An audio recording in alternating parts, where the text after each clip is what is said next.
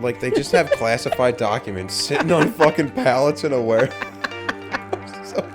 It's not fucking Amazon.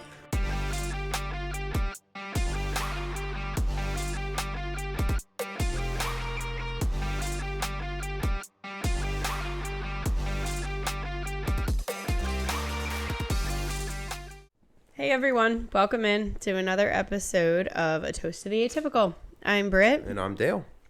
And we want to start off with going over some feedback from last episode.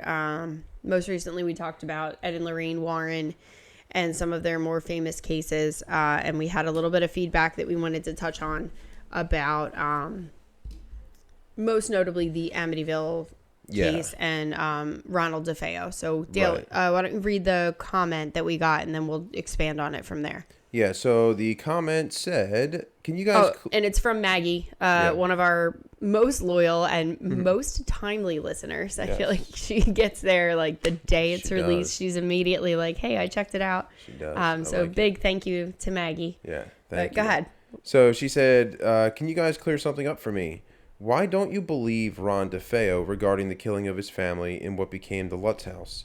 If demons or spirits can cause animation of lion sculptures, why couldn't they trick Ron into thinking he's shooting something else, like an intruder or a ghoul, or move his finger onto the trigger for the murders? So I love this question. I think it really brought up a point for me that I hadn't really thought about. I always sort of associated the Amityville horror with everything after the DeFeo family murders. And it was everything from the Lutz family and then on. So my understanding was always that the hauntings happened after Ronnie DeFeo killed his family. So the family that was haunting it was the DeFeo family or something from that. Or like Ronnie DeFeo was so inherently evil and the act of killing his family was so despicable that it opened this portal for things more sinister to just be accepted in the house. And to the best of my knowledge, he has never used the defense that something sinister made him do it. He never brought that in his trial. He never said that in any capacity that I could find. So I did dig around a little bit after Maggie's comment, and I did talk to Maggie independently of this just to make sure I was understanding exactly what she was asking. More so because I was really hoping that she had some information about him saying something. But neither of us could find anything. So part of me is wondering if he just felt like maybe he wouldn't have been believed if he had said that. I would assume that would but I mean, obviously we're not going to get his story now because he died. But if he were to have come out and said, there was something in the house that made me do it, I would have believed it 100%. With the way that everything else precipitated in that house, I would believe that it started prior to Ronnie DeFeo killing his family. I just had never heard that side of it, so I thought that was a really interesting point, and I'm curious if anybody has heard anything in that regard. I do know that they tried to plead an insanity case. He has or had antisocial personality disorder. So part of it makes me wonder if he, like the voices he heard in his head were demons or spirits and he just didn't know and thought that he was just going nuts. And maybe it was a possession all along, or maybe the demons drove him to have this antisocial personality disorder, which is what Maggie thought could have potentially been the situation. So I just thought that she brought up a really good point, and it was cool to see it from that perspective, because I really had never that thought had never crossed my mind prior to that comment. So it's not to say that we or I don't believe Ronnie, but I think I don't know that he was ever properly given the platform to explain himself. I think like the lawyers just sort of ran with the self-defense or with the insanity case. But his story changed so much. So he also he asked what he needed to do in order to collect his dad's life insurance policy. So then people thought that he killed his dad for money. He also said that... I feel like that's a reasonable question, though. Yeah.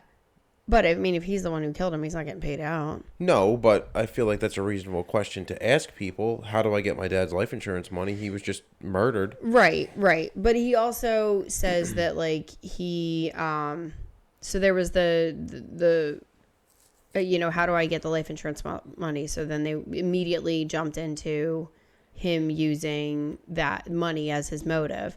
And then there was also a conversation that he swore that his family was plotting against him. And he murdered them in self-defense because he could hear them in his head.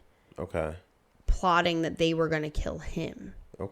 So, I mean, that definitely could be a demon planting that. And we've seen that. There's in the case with Janet and Mary. Was that the Snedekers? Which one? Snedeker house, yeah.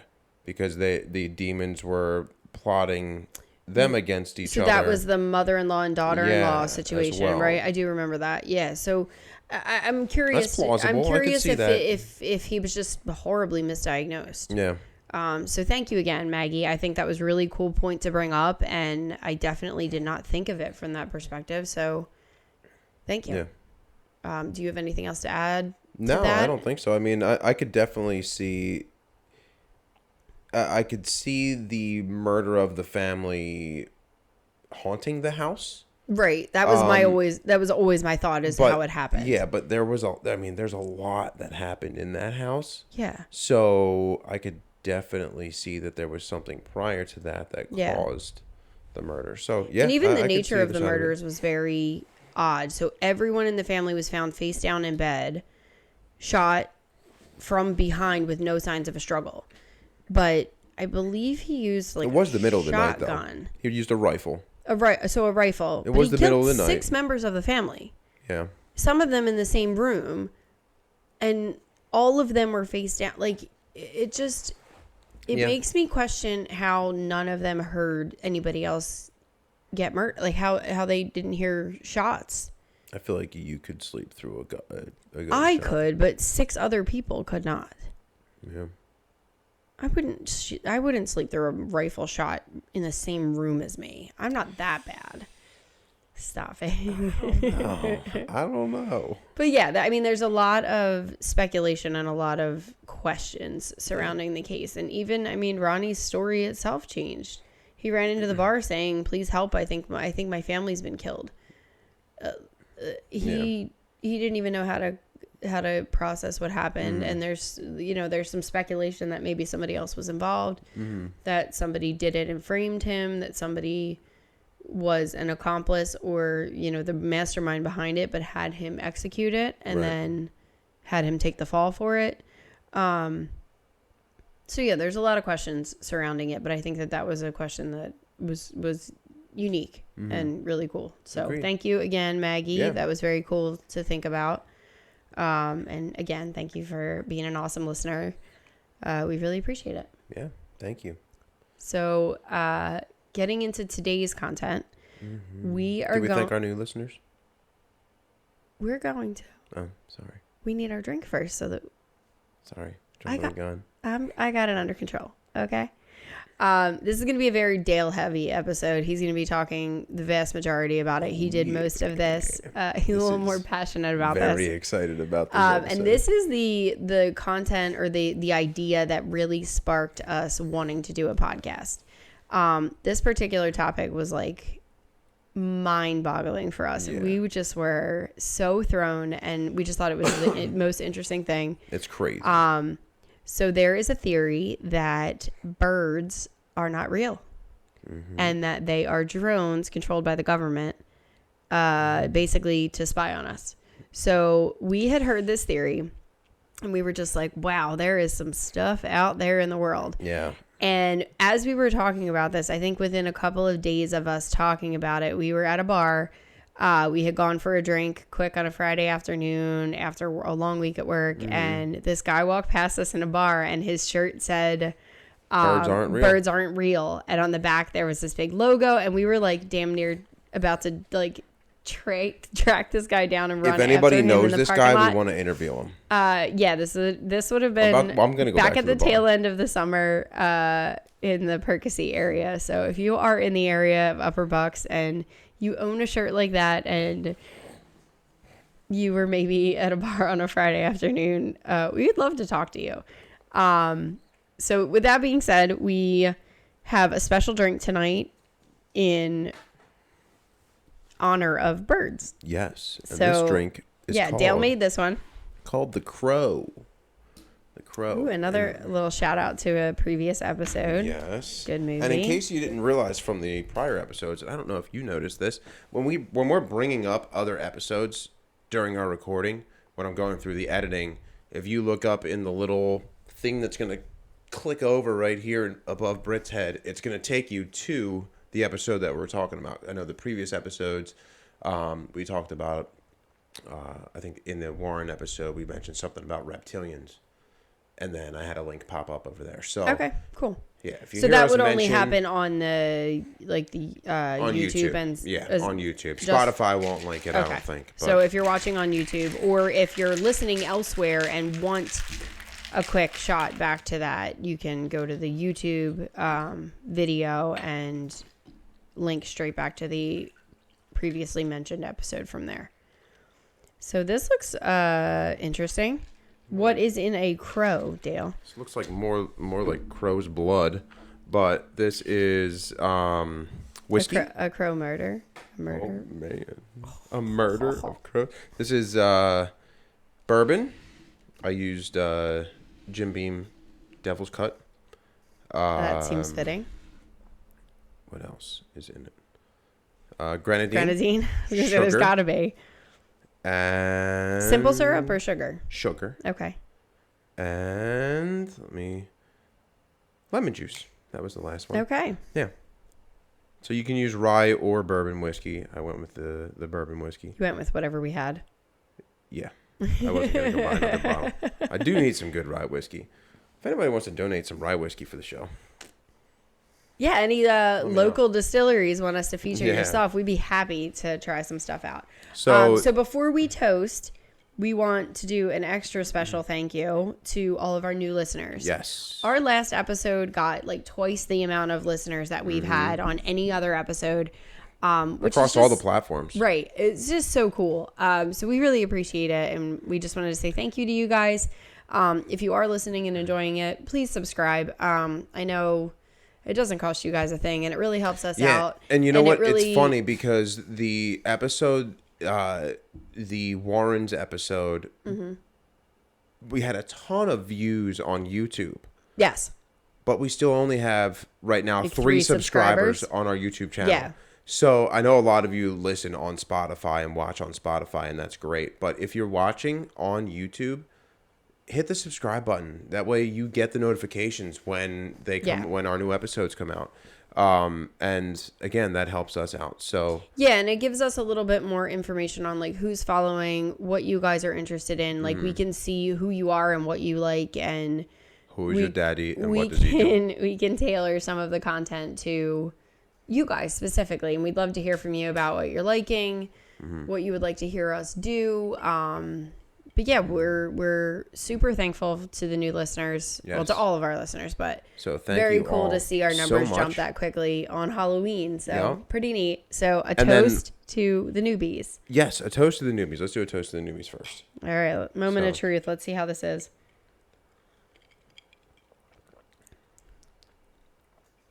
It's okay. It's okay. It's weird. Yeah. I don't hate it. It is weird. It's a weird mix. I don't expect grenadine and bourbon and lemon juice. It's an odd... But I do feel like between the grenadine and the lemon and the sugar, it cuts a lot of the burn of the whiskey. Which is why I thought that you might I'm not much of a whiskey girl, but I don't... Like, I feel like if I'm going to drink whiskey, it's going to have to be something like this. Definitely. I don't hate it. It's definitely going to be another sipper, I think. Yeah, well, that's why I put it on our nice little Flyers glasses. Flyers are doing fantastically right now. Yes. Phillies are hitting the strugh bus a little bit lately. Give them a break. Tonight they have the night off. Maybe they'll regroup and... Yeah, hopefully. Thompson will get in their asses and we'll see what happens. Hopefully.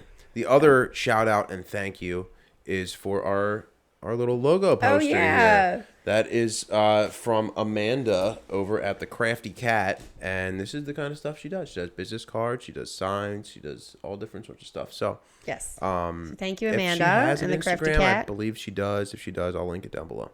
Okay. Yeah. Cool. Are we ready to get into this? Are you ready? Because I'm about to just sit back and eat some candy.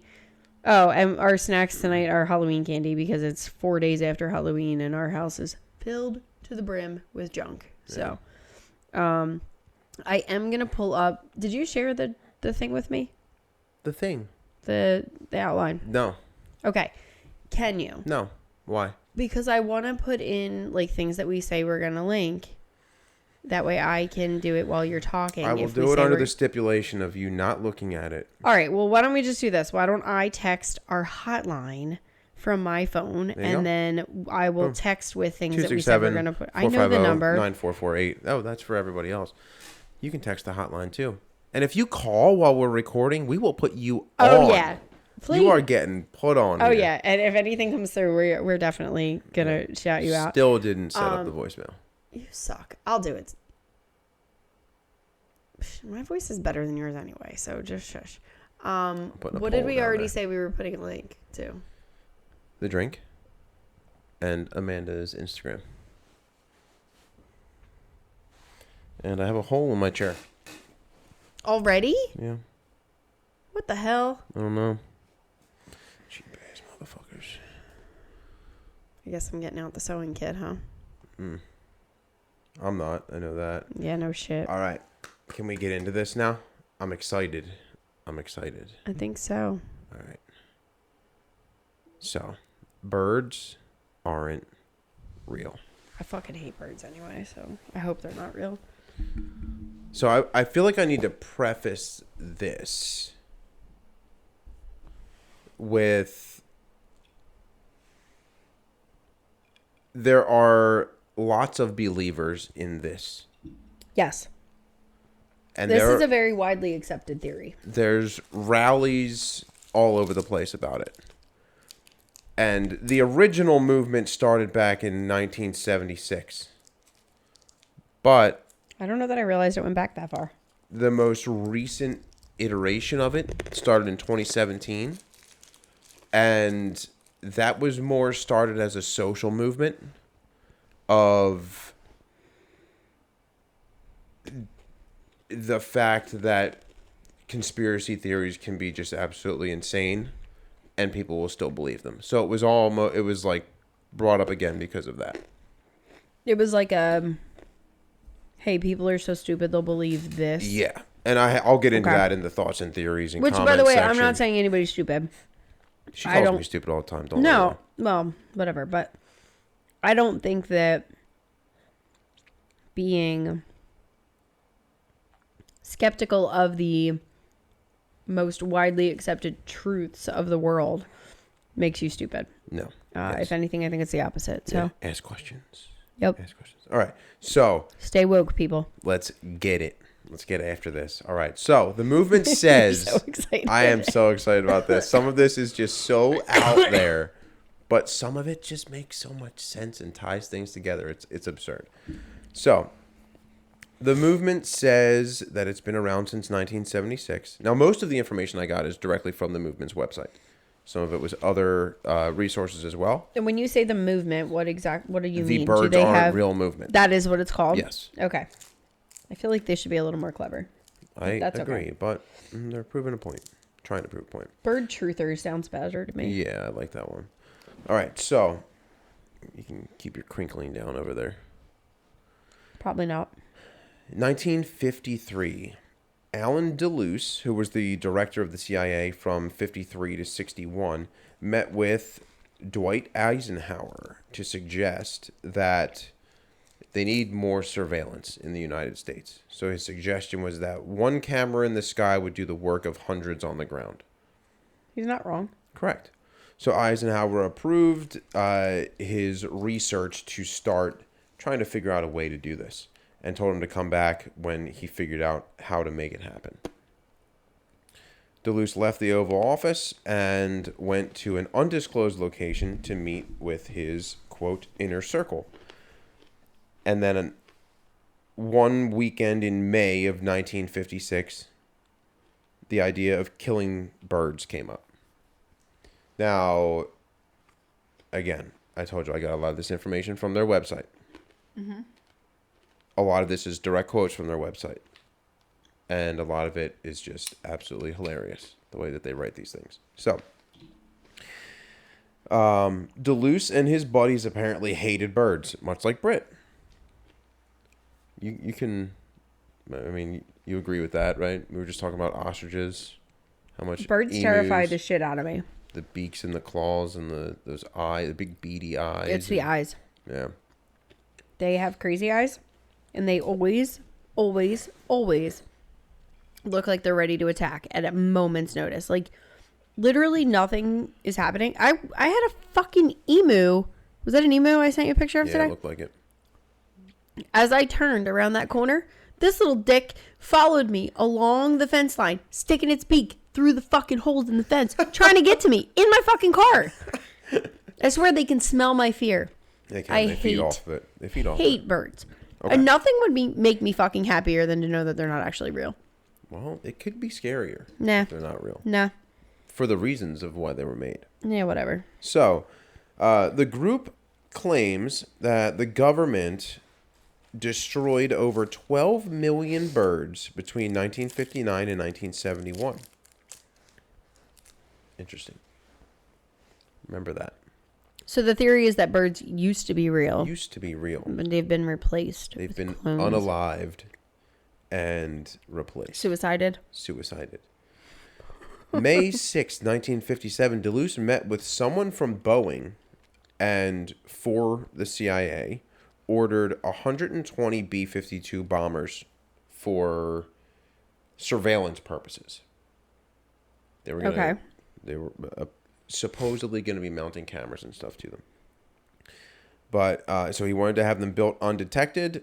So he devised a plan to build them in Area 51. Of course he did. Yes. So where else would you go undetected? Right. 23 men from Boeing traveled to Area 51 in the back of a school bus that they bought from a salvage yard. That's not shady. Right. I guess to go with the undetected. I'm going to eat so much crap this whole episode. Yeah, so when you hear all the crinkling, that's don't Brit care. Eating all the stuff. I've already eaten like 10 pieces of candy and we're like 20 minutes in. So they were seen, these 23 men were seen bringing rugs and couches into the bus and heard discussing, quote, really cool playlists for the road trip. Apparently, they painted on the side of the bus, Area 51 or bust. This is all directly from the Birds Aren't Real website. Okay? Mm-hmm. They sang songs at campsite called I Left My Honey for Area 51 and Let's Kill All the Birds. One of the songs they sang. So 22 of the men made it to Nevada. Neil Ford, however, was the only engineer that did not. He was left, this is great, again, directly from the website. He was left in a Waffle House bathroom because he had to pee too many times and was ruining the vibe of the road trip. Direct quote from the website. Their whole goal is to just murder things, and they're worried about dude having to piss. My guy probably had like an enlarged prostate, and they just were like, fuck that guy. So Neil Ford spoke with one of the founding fathers of the Birds Aren't Real movement before his death in 1994. He claimed that Alan Duluth searched for engineers with no family ties so that they could disappear after the project was completed. That's a little shady. So these engineers were tasked with making a new version of the B-52 called the B-52B. And B, obviously, stands for bird. For bird. Yeah. So bird is the word. Yeah. Well, a bird, bird, bird. But bird's a word, well, a bird, bird, bird. But bird's a word, well, a bird, bird, bird. But bird's a word, well, a bird, bird, bird. But bird's a word. The new version, instead of bomb compartments, had gigantic water tanks installed in them.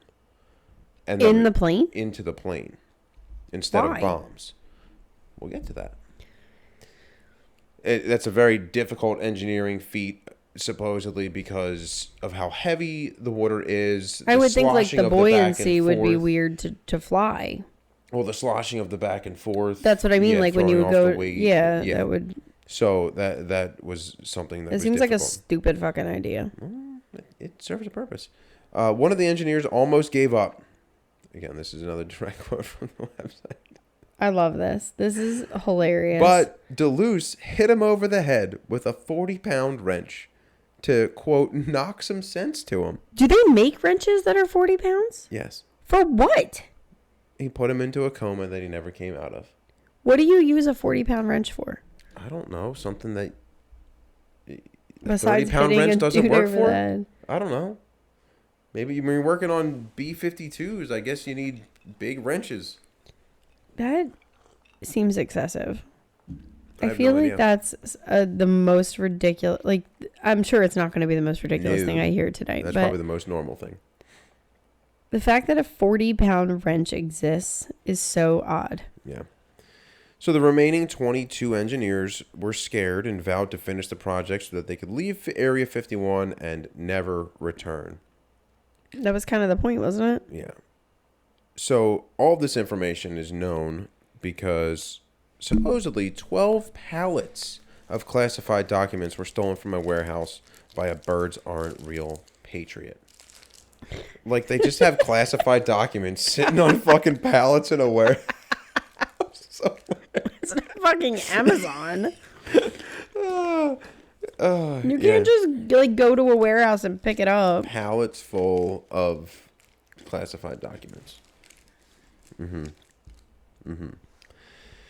Yeah, so. The hell of a system. I agree. Yeah, that pallet's full. Wrap it up. Get it over to the warehouse. Like, really? I don't know. I don't know how Area 51 operates. I don't know. Maybe that's how they do it. So. What? Pallets of paper? I don't know.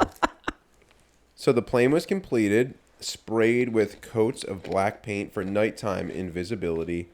All the lights removed, and the engines were fitted with noise reduction pads. So they were able to fly completely silent from altitudes of 3,000 feet or higher. Ain't no way they were actually silent. Oh, they're pretty silent. I mean, B-52 bombers are pretty silent. They're pretty quiet. They make helicopters that are almost damn near silent too. What? Actually, yeah. That's scary. It's pretty wild. So it took, this number blew my mind, and do the math on this. It took 2 years to build 120 bombers. That would be what? 60 5 a a month? year, 5 a month, yeah. How the fuck are you going to build more than one bomber a week? How many people were there? 22? Well, there was more in the production team, I'm sure, because that was just the engineers. But I don't know. They were hustling. That's a lot. So the engineers were done doing the bombers, and they were relieved of their duties, but were intercepted 30 minutes into their trip back to Washington, and were sent to the front line of Vietnam. Supposedly. Come again? Supposedly they were captured by the Viet Cong and never heard from again. This is facts. Hashtag facts. Hashtag facts. No cap. That's the most. Thank God they found those pallets full of classified documents, because we would know what none else of would this. we know? How else would we know what happened to nothing. these people? We would know nothing. So, how were the birds killed? Were they drowned by the tankers? No, but there was a poison put in the tankers. Oh, for fuck's sake! That was dropped from the planes, very much like chemtrails. Fucking Agent Orange. And killed the birds. So there was a specially formulated bird poison that would give the bird a virus that would pass to other birds. So it was like a super spreader virus. Okay. To kill the birds. And I feel like that is probably something that they've done for invasive species of things. Like, I feel like that's actually I feel like that could happen easily. Yeah, I don't think that's very far-fetched. No, I feel like that could happen. So they sprayed it from an altitude... Seems excessive, though. ...of 8,000 feet, and it would completely dissolve before it would hit the ground, or would dissipate before it hit the ground, which meant that only the birds that were affected by it were the ones that were flying. Meant that birds would... I'm sorry. This is a direct quote, again, from the website. Which meant that only birds would be affected by its terror, and once a single drop of the poison struck the bird's feathers, the virus would take hold through the fibers and make its way into the bloodstream. The virus would then affect the bone structure in such a way that total decomposition of the birds would take place within 24 hours. So they would just like get this virus, they would just turn to jello, and then, gone. And that's how pillows became stuffed with feathers. They just a bunch of feathers flying around. Okay. Yep. So, June 2nd, 1959, Operation Water the Country started. That was the... They've got to get more clever. I know, a lot of the names are awful. That was the name given to the program in 19... Like Operation Fire Hose, maybe. Like, literally anything else. That was the name... Well, wait till you hear what they changed it to. Oh, God. Given to the program in 1959 all the way through to 1976. They renamed it to Operation Very Large Bird.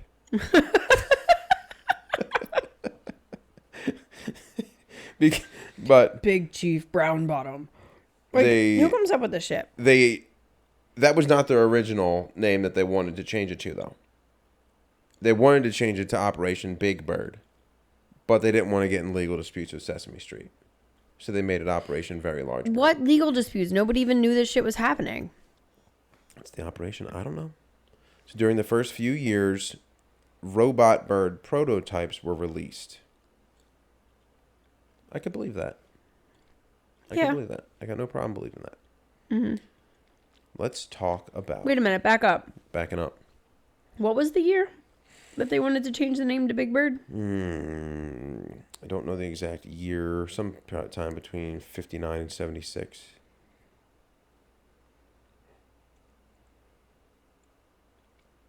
Oh, no, that was the name. That was when Operation Water the Country was there.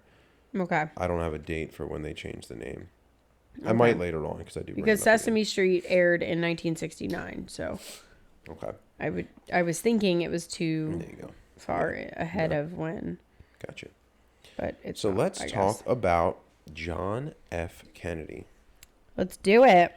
So he was the acting president at the time, and JFK was unaware of what was going on until October 3rd of 1963. Well, how did he find out, you ask? Oh, that's a great question, Brit. You know, that is a really great question. Great question. I'd love to tell you. Yeah.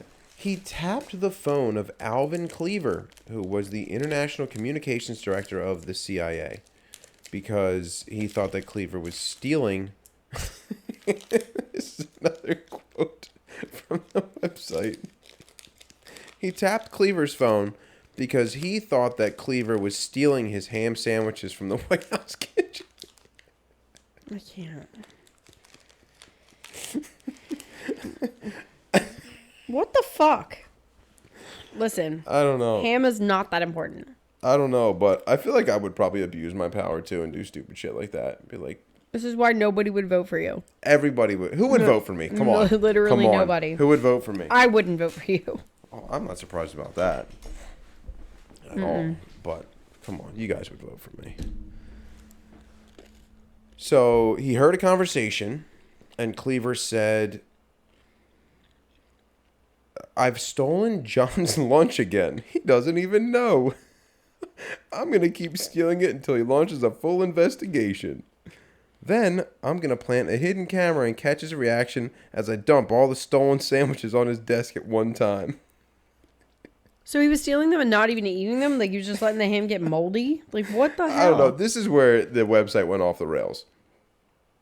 This is where it really went off the rails. It wasn't off the rails yet? No. So... What, were we just a little rickety for a while here? Like what's happening? So this was a conversation that Cleaver was having with Deleuze. So Deluxe responded, "That's going to be so funny. Well, we'll have to play that clip at the White House Correspondents' Dinner. By the way, how's the bird slaughter going? How many birds have we killed so far?" And at that point, they had killed about 220 million. And the robot birds were being released in their place. So... It's a weird little revolving door of birds. Yeah. So that was the goal, is that as birds would die, yeah, because nobody would notice that they were missing. Exactly. So JFK confronted them about the situation on October 25th, 1963. They introduced him to the Turkey X500, a robot that specialized in killing larger birds, but was used as surveillance, and it had the ability to find and track escaped criminals. I honestly, I don't see that. I think that could be a thing. I think they could definitely have robotic animals that they would use to track people and watch people and stuff like that. Thoughts? I mean, I think now they wouldn't need something like that because they could tap into every webcam and microphone in the world. But legally they can't. Yeah, but legally they also can't fucking launch bird drones and spy on everybody. They could fucking put a camera out there. Whatever catches on that camera, it's whatever. I don't think so. Because aren't you... If I put a trail camera out on a trail somewhere and you walk in front of it and I have your picture... Yeah, but I know Pennsylvania is a 2-party consent for, video. For video, I think. I don't know. Maybe. Oh, I don't know. I think that would be something that was, not If you're a lawyer and you're listening to this, you're fucking awesome. Because this is some bullshit. I think, if anything that's obtained not legally would be inadmissible in court. So if anything were to come of it legally, you wouldn't even be able to use it. Yeah, but you know how that goes. They use it in different ways. They wind up getting you. I don't know how that goes. I watch enough TV, but, I don't actually understand any of it. The legal system. Oh, yeah. Aspect legal of system shit, anyway. Well. So, Turkey X500 is introduced. JFK was impressed. Turkey X500. So the X is not Roman numerals. Turkey is not. X. And then we're having... I mean, maybe it is. Maybe it's Turkey 10500. I have no idea. Crazy shit. So, JFK was impressed, but he pushed to have the program shut down. What happened less than a month later? They dumped all the ham sandwiches on his desk. JFK was shot. I know. He was shot. His ham was splattered all over the place. He was also porking Marilyn Monroe, so there was that. His wife probably fucking had him killed. I don't know. But after he was killed, the CIA started rigging elections and would only allow candidates who were anti-bird and pro-citizen surveillance to win. Yo, I'd be the perfect candidate. I fucking hate birds. I'm 1,000,000% anti-bird. Where do I sign? Are you pro-citizen surveillance? I don't give a shit. I don't have anything to hide. I don't really care. I don't want to see everybody else's shit, though. Yeah, but just that doesn't mean that I have to see other people's shit just because they're doing it. Yeah, that's true. And the fact of the matter is, it doesn't actually make a difference if you agree with it or not, because they're fucking doing it. Yeah. So you could be anti-citizen surveillance as much as you want, but it doesn't actually matter. True. They're going to fucking do whatever they want. And anyway, the president's a fucking puppet. Yeah. So it really doesn't make a difference. Yeah, I agree. No one gives a shit. All right. So July 2nd of 1964, there was a meeting in D.C. with audio recording with voices of CIA members discussing their need for bauxite, which is the chief ore in aluminum. And they needed it to make the frames of the bird robots that they're releasing. I guess there was a shortage of some sort. A shortage of some sort. Short. I'm having a hard time. I can tell. Are they making you have a stroke? Or are they shutting us down right now? I don't know. We almost got shut down on the last episode. Computer overheating and... Yeah, and the one before that, we had the fly. Well, that was the reptilian one. Yeah. So in this recording, someone clearly states, "We need a quick solution to this problem. The production team needs this material right now. Real birds have been disappearing for almost 2 years now, and if we don't start replacing them in mass quantities, people are going to notice. We need a solution within 30 days." That was July 2nd, 1964. Okay. August 2nd, 1964. The Gulf of Tonkin incident, which I have on our episode list. Exactly 30 days later. A North Vietnamese torpedo boat was accused of attacking a U.S. destroyer. Okay. And this is widely speculated to be a false flag event, that the destroyer was firing on nothing, that there was no Vietnamese anything there. The U.S. destroyer was just firing on nothing. And this is a triggering event for the U.S. to get into the war in a higher volume, higher capacity. Okay. And that is truly in the episode topic that I have on our list. Someday down the road is false flag events, because they've happened before, and this is one of them, or is speculated to be speculated. One of them. Okay. Allegedly. Yeah.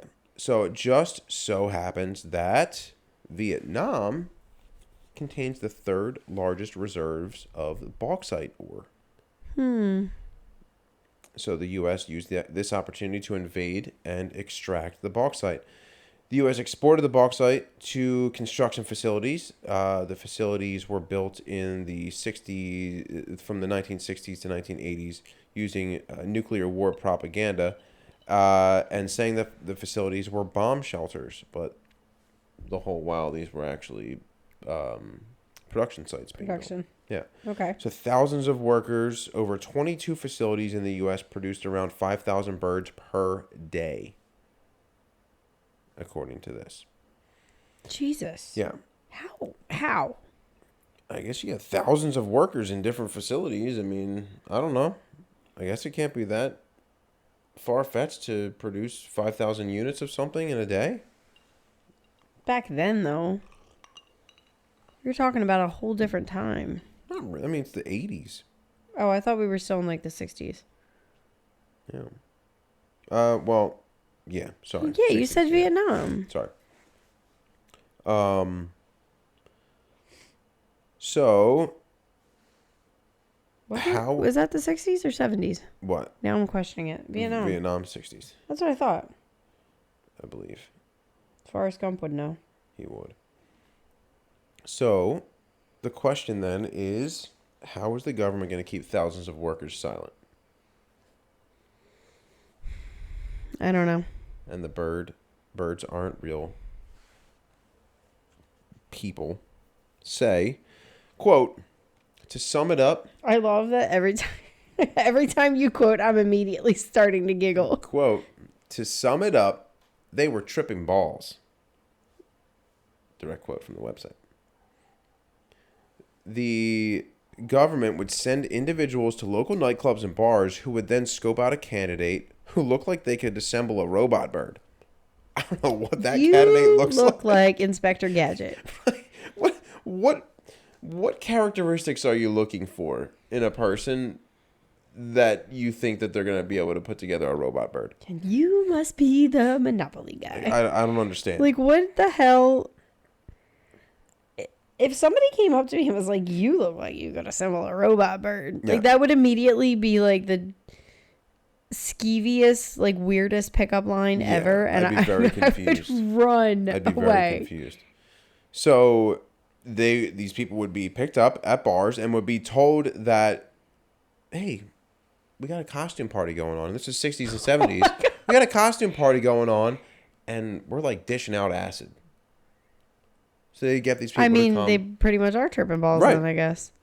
So these people were given work overalls, which was their costume for the costume party, and a small tab of acid, which was actually just a piece of colored paper, so it wasn't actually anything. But the acid trip was they were riding on this bus to the entrance of the bunker, and then were given a toolbox and a pair of headphones that played Pink Floyd nonstop.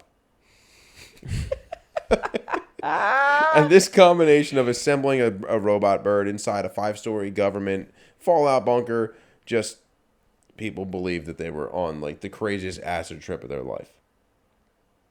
And every single person had the exact same trip. I guess. Don't think that's how acid works. I've never done acid. I don't know. I've never dropped acid, but if you have, if you can anonymously share some knowledge here. Should get Steve-O on to talk about his situation. Yeah. That's So you got all these birds flying around that are robots now, right? Yeah. How do they charge? Solar. Solar's one? Yes. How else? Do they have like little tiny baby windmills built in? Are they wind powered? They're not wind powered. But that seems like it would be effective. Maybe, yeah, I could see that. But they sit on power lines.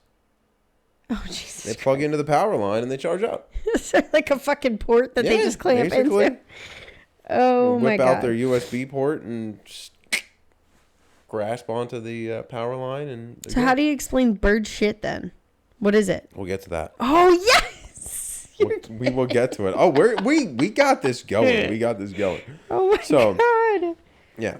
All right. So, I'm glad I'm feeling better because last episode, every time I laughed, it made me cough. And now I can actually laugh without coughing and dying.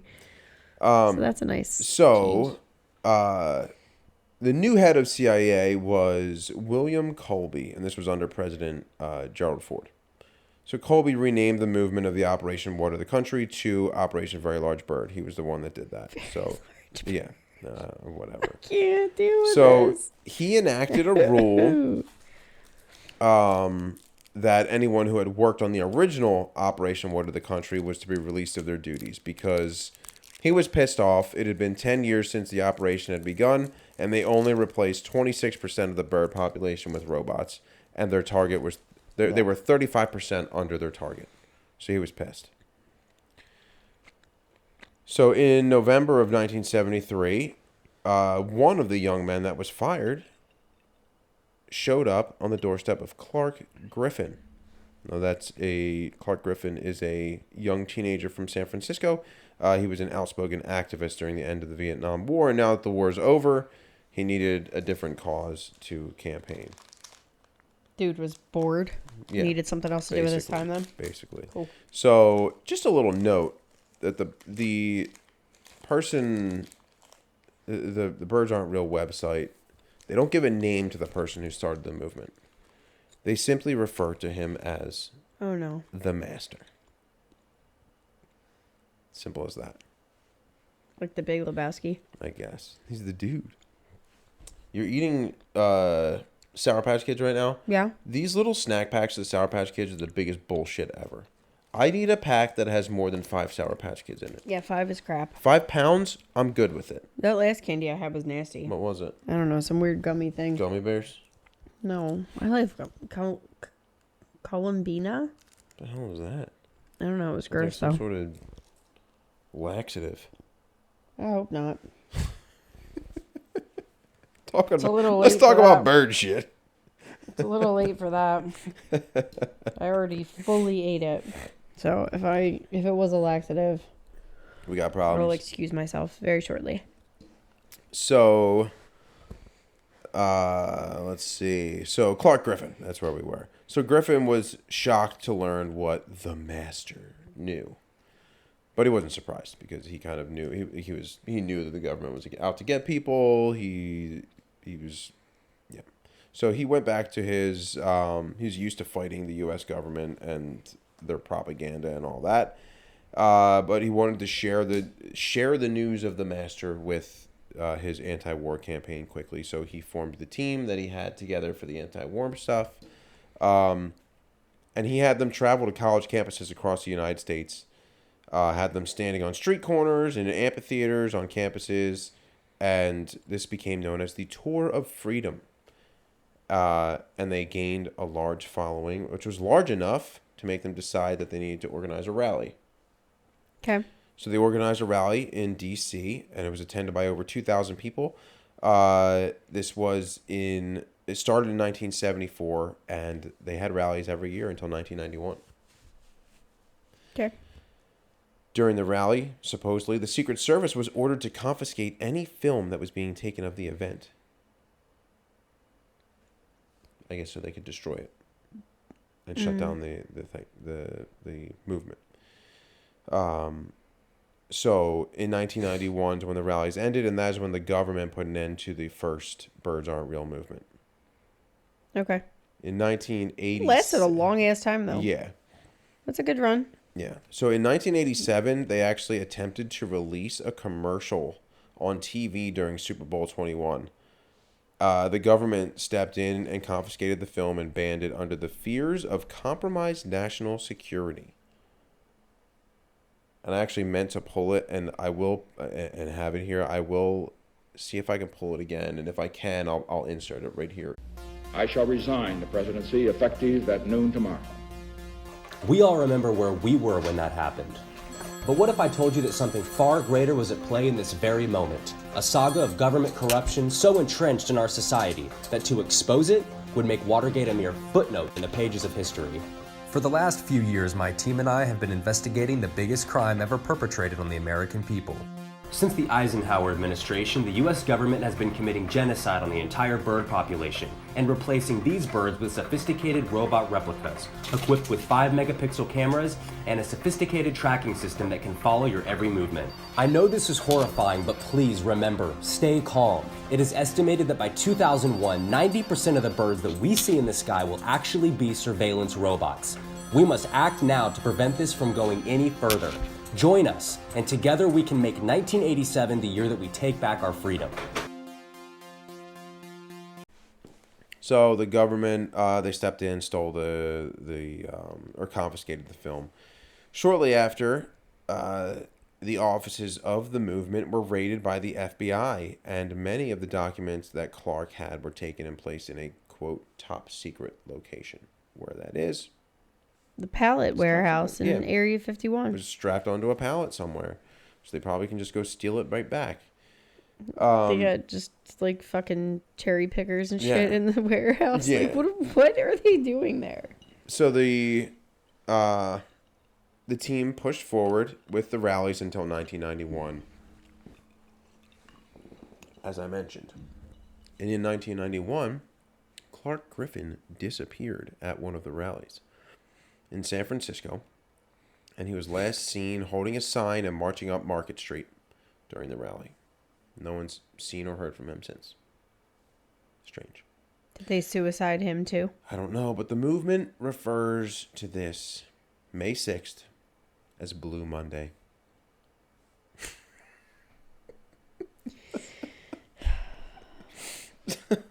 Since his disappearance, the movement's been trying to regain its traction. So another question. I have many questions. Do birds fly outside of the United States? Well, of course they do. If you go elsewhere, there are other birds. Right. But, so this is so the just theory the US is that only the U.S. has fake birds? has the fake birds, for now.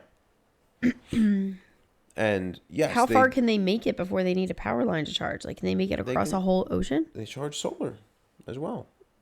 But so any one bird can do all of these things? Depending on how they make them, sure. I guess what model of bird, like, I don't know exactly I didn't see the engineering diagrams of them, but I would assume it would only make sense that each individual bird would have many charging options. I don't know.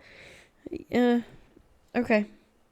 So they would fly outside of the U.S. for different tasks, like to follow U.S. citizens while they're on vacations. Seems legitimate. Or to pick up or deliver drugs. What? I don't know. How did we get here? I'm not sure. We talked about acid before. They're talking about cocaine now. I don't know. But these birds will just go pick up shit. Maybe this is where like the. So is that the white stuff that the birds shit out? Is it just cocaine? No, we're gonna get to that. At least I thought we were gonna get to it, but this is so the theory of bird shit is tracking devices. They shit on your car, Oh my God. And then they know where you go. Yeah, and people like me don't wash it off. Like, you can track me forever. Yeah, they know where you go. That's what it is. Okay, then. So. Oh, God. This, because real birds fly in and out of the U.S. with migration and all that. This is why there's never going to be 100% robot birds. But this could be changing soon, or has started to change during the Trump presidency.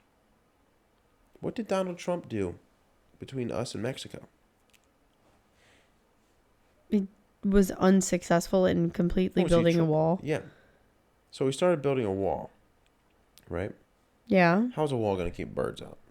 They fly It's right not. over it, right? Yeah. Supposedly, the mainstream media is led to believe that the wall is to keep illegal immigrants out, but the wall is actually armed and encapsulated with thousands of microwave guns to shoot down birds.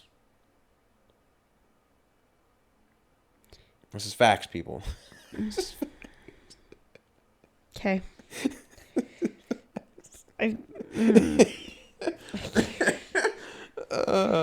So this wall that has the encapsulated microwave guns, does it like, oh, nope, that's a robot one. We can let that one go. Like, it knows which ones are real birds and which ones are not. Oh, they know where all the robot birds are at all times. There's so many, though. They know. They track them. They know them. There's so many people. We're tracked every day on our watches and our Teslas and. Oh yeah, because I got one of those.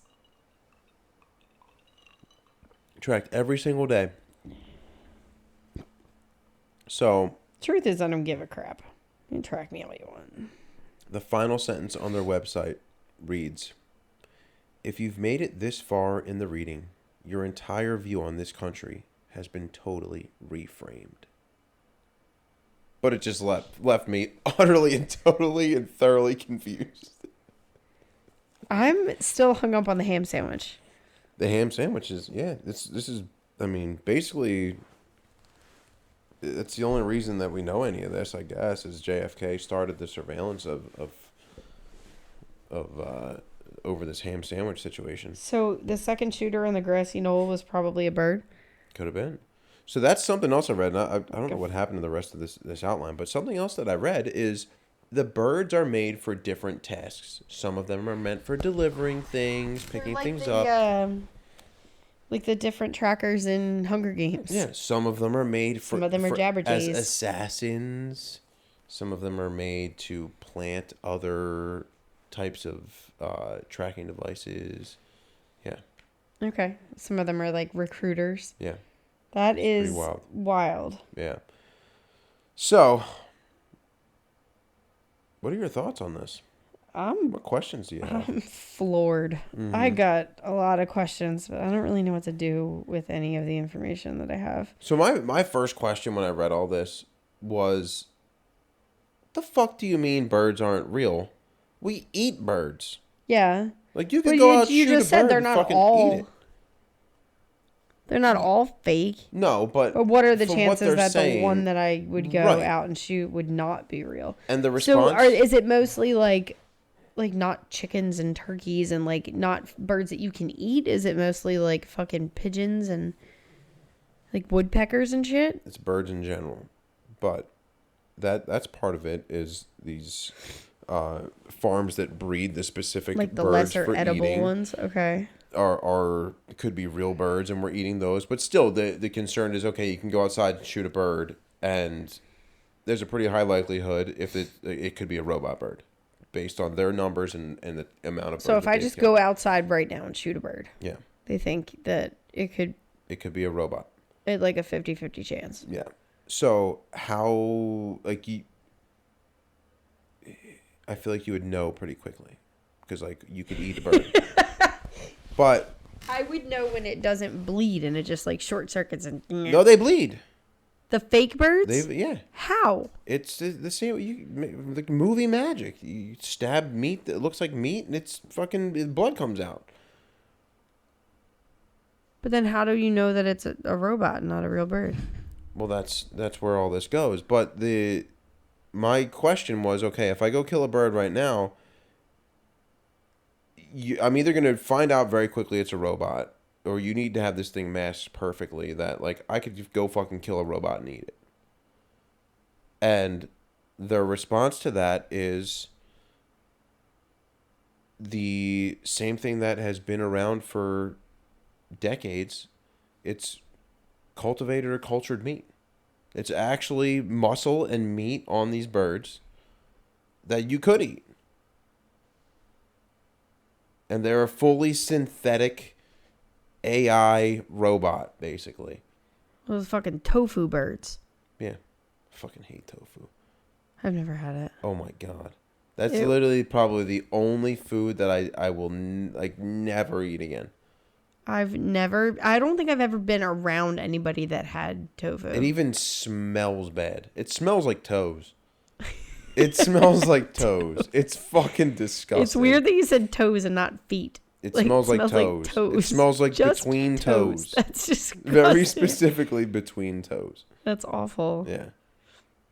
I've never had tofu. I would like to keep it that way. Yeah, disgusting. Oof. It looks weird. I don't think I could do it. Well, the other question is, like, where do birds go at night? What do you mean, where do they go? Where do people go? To sleep, motherfucker. Okay, so where do birds go? I don't know. To sleep. Yeah, but there's so many of them out during the day. How come you don't see, like, fucking trees full of birds at night? Are you out looking? No, but, like, when I'm out hiking and camping and shit. You gotta wake up in the middle of the night and take a leak. Okay. I'm shining lights around. No, you're not. You're shining lights up in the trees to see if there's bird robots. I'm looking everywhere when I go out to pee at night because I don't want fucking chupacabra jumping on me while I'm squatting to take a shit. 2 seconds ago you were peeing, now you're pooping? Well, you never know what's going to happen when you're out there in the woods. So. I know what happens when I'm out in the woods. I hold it until I have to come back home. No, thank you. I am not shitting in a hole. Ugh, that's where I draw the line. I have a hard enough time peeing.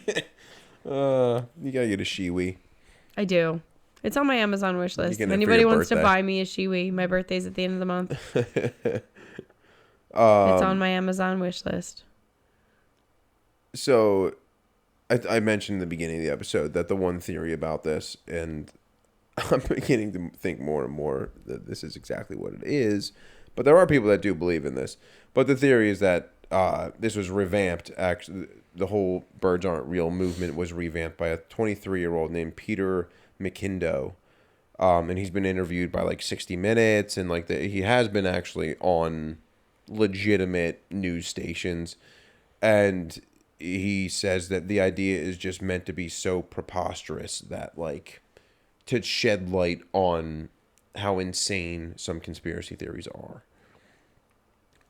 So it was launched as a parody social movement to mock conspiracies. I was going to say, I feel like the ham sandwich thing was just too... Yeah. But you know what? Some of it I'm still so hung up on the ham sandwich. Yeah. But some of it is... It is interesting because I could definitely see their ability, definitely, to make something like this. Absolutely. And I could definitely see their want to do something like this. Not necessarily to spy on U.S. citizens, but... I can see how it could be beneficial from a government standpoint. Mm-hmm. Absolutely. I mean, even if it's not for, like, tracking the civilians, but, like... in enemy territories, like to spy on enemy, like it'd be so easy to spy on people as a fucking bird up there. Yeah. I mean, I can definitely see the advantage. I can see the draw. I can see how that would be something that people would be interested in. And so, were you persuaded by any of the information I gave you? I'm still stuck on the ham sandwich. What if it was turkey? Would you still be stuck on it? Yeah, I mean, yeah. But then turkey would tie in. I mean, maybe it's a chicken sandwich. Maybe it is. Maybe that's why they chose a ham sandwich. Because they had already killed the chickens and turkeys by that point. I don't know. Do you think there's any truth to this?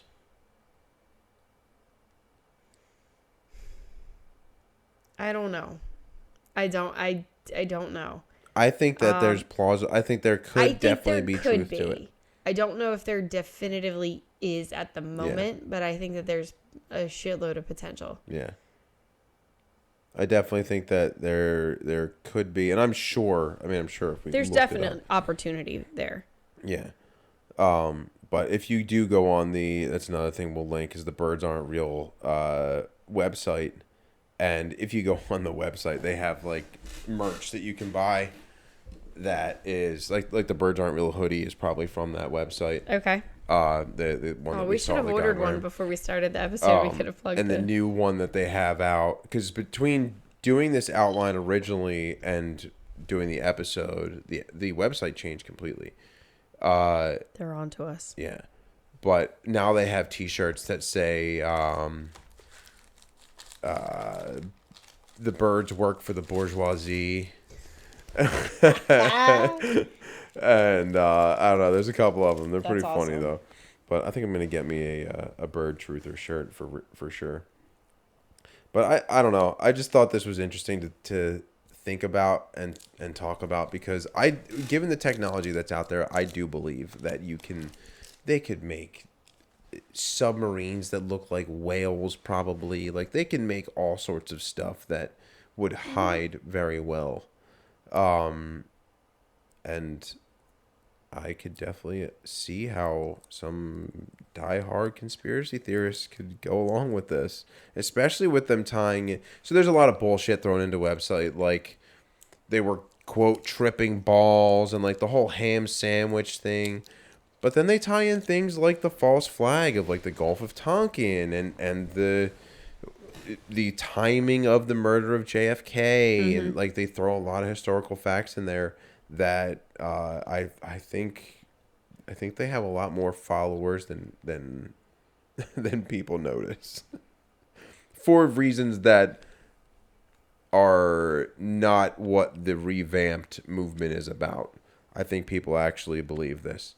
If you believe it, listen, I would love to talk to you, because I mean, this might seem absurd to us, but maybe you have a good reason to believe it. Maybe you shot a bird that's a robot. I don't know. I mean, I definitely, I don't think it's all that far-fetched. I don't think that it's unrealistic. I don't think it's unreasonable to think that it's a possibility. I don't know if I believe that it's a current thing that's happening.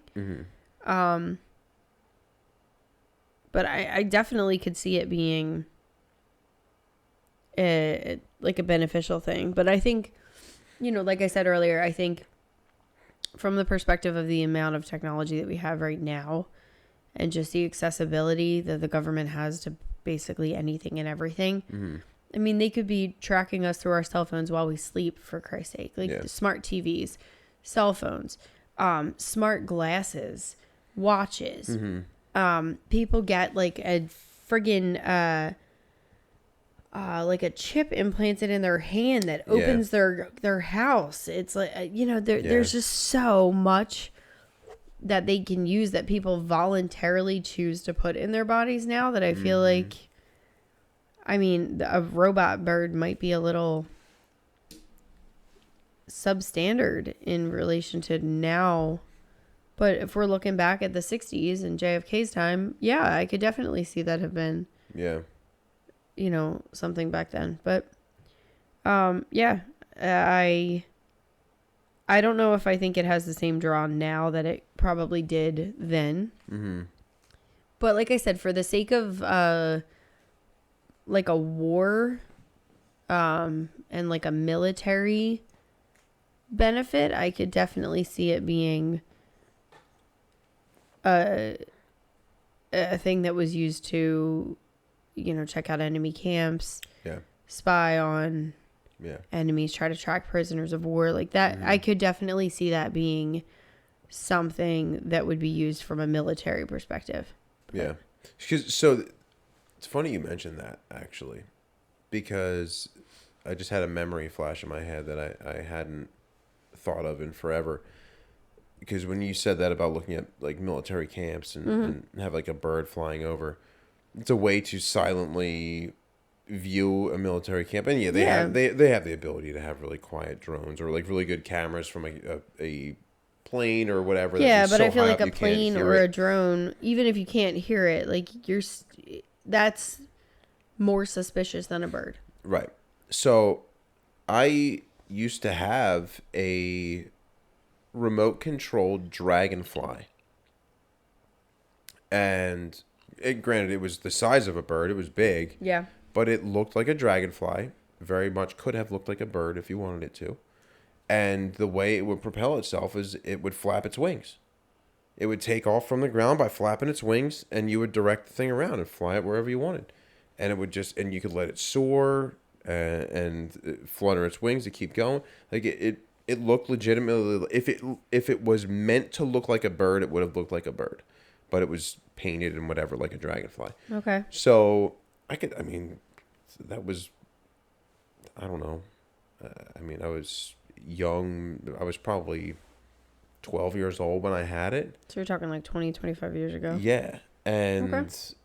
I could definitely see that technology being out there and being used for things. So I think there's some plausible stuff in here. I think there's a lot of it's very tongue-in-cheek. There's a lot of...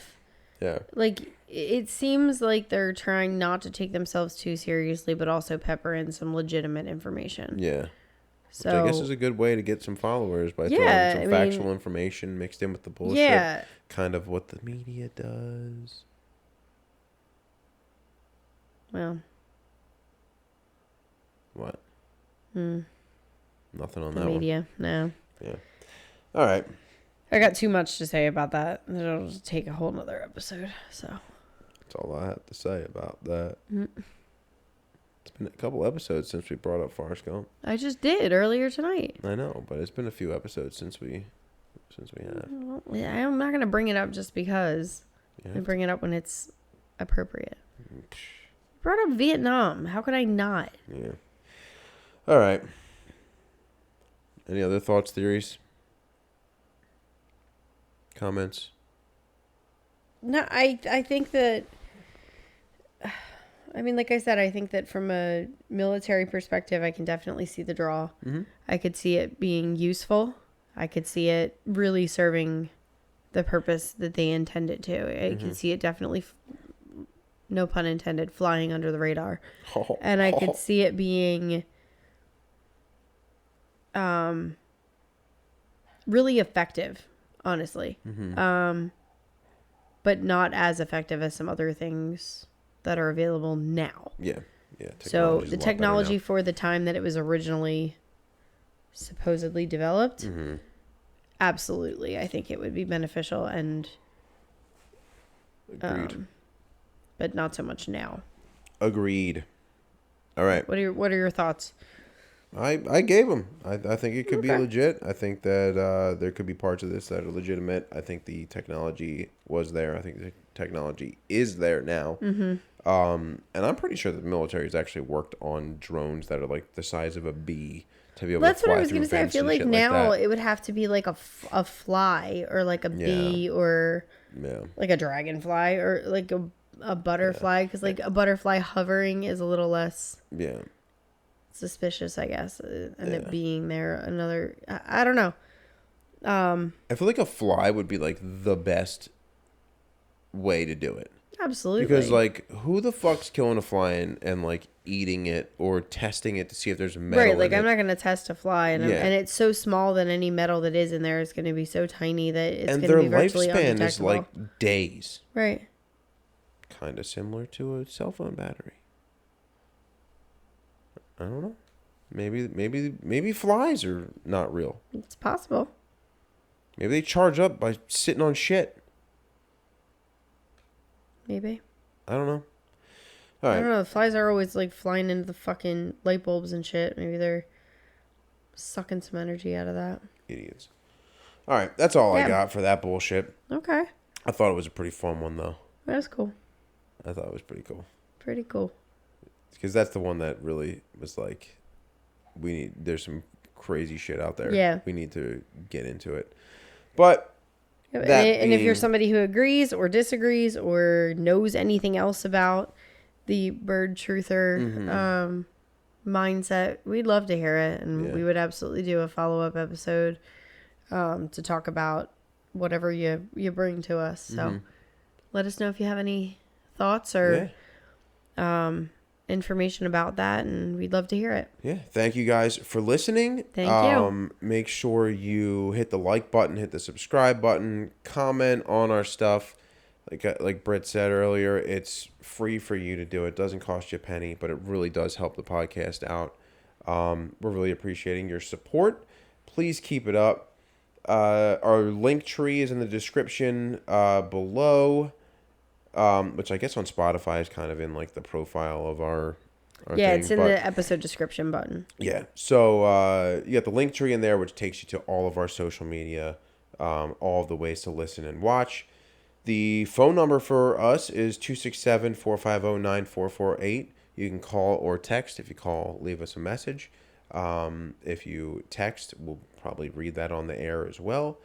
And then our email. Unless you don't want us to. I mean, if you don't want to, just put that in there too. I mean, we'd be happy to keep it anonymous if you would rather stay anonymous. And we can But hit us with comments on that. Yeah, we'd love to hear what you guys think. And hit us with theory ideas, stuff to talk about. If you have anything for us that you want us to talk about. Yeah, we have like a running list of like 100 different topics. Yeah, we have a ton of different topics. But everything is sort of just jumbled and thrown in there. There's really no rhyme or reason. So we've been just kind of selecting based on...